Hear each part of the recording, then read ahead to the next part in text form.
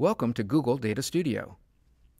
This short video will show you how to accomplish the 3 primary tasks you need to create beautiful reports that tell stories with your data: connecting to your data, visualizing that data to gain insights, and sharing reports and collaborating on them with your colleagues and customers. You can follow along as we go through this video by signing into Data Studio now. Here's the Data Studio homepage. Let's take a quick tour. On the left, you'll find the Reports tool and the Data Sources tool. Reports let you create beautiful and interactive data visualizations.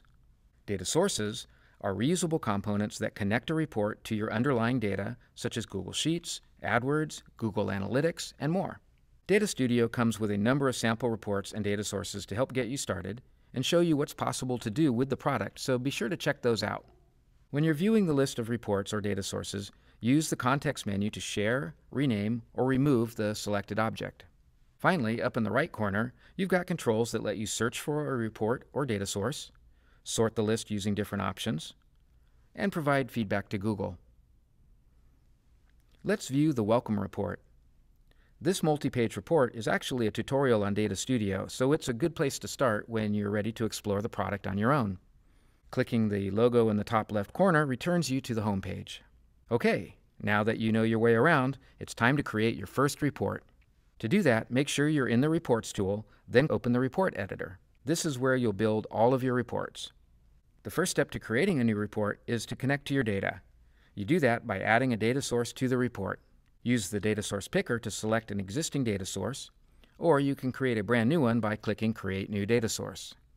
Let's use the sample Google Analytics data source that comes with the product. Right now, we've only got a couple of data sources, so it's easy to find. Later on, if you have a lot of data sources, you can use search to find a specific one quickly. Adding a data source to a report requires you to grant permissions to do so. Once you've added the data source, you can start visualizing your data. Let's change the orientation to landscape, and for our first visualization, we'll add a time series chart to this report. Use the Time Series tool, then draw a box on the canvas where you want the chart to appear. Data Studio automatically selects the time dimension and the metric to use in this chart. You can change the data options and add style or color using the Properties panel for the selected object. Congratulations! You've created your first Data Studio visualization. It's just as easy to add other components. Let's add a metric scorecard. Scorecards show a single aggregated value for the field you select. We'll use the Dimension Picker to change this one to show the user's metric. Date range controls let report viewers customize the time frame of a report. Let's add one. Finally, let's put a top banner and a title on our report. We'll use the Rectangle tool for the banner and the Text tool for the title. Data Studio gives you a rich selection of style options to make your reports attractive, compelling, and on-brand for your business. The Arrange menu lets you align components, group them, and control how they overlap.